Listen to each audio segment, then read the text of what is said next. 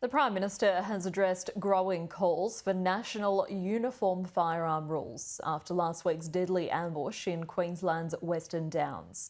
As Clare Todhunter reports, gun laws will be on the agenda when National Cabinet meets in the new year. Support has been growing since the weekend for this discussion to be had between the states and territories, given it has now been 26 years since any major reform to gun control in Australia. That, of course, off the back of the Port Arthur massacre in 1996.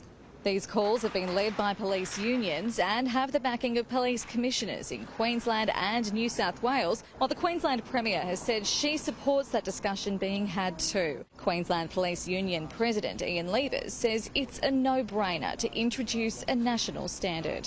One thing which is abundantly clear, the systems in place now are not working. It is compromising the safety of police, and the community believe we already have this information available to us.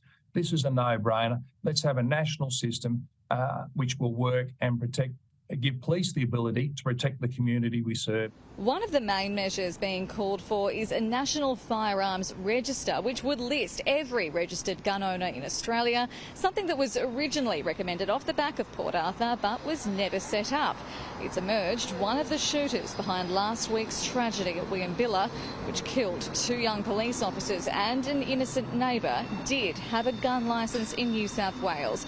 But that's information that's not currently easily accessible to interstate law enforcement.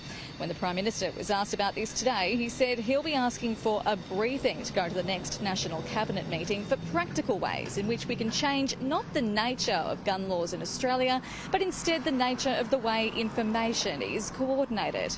My government will take any advice, particularly from police and law enforcement, about better ways in which we can have coordination and better laws to protect people.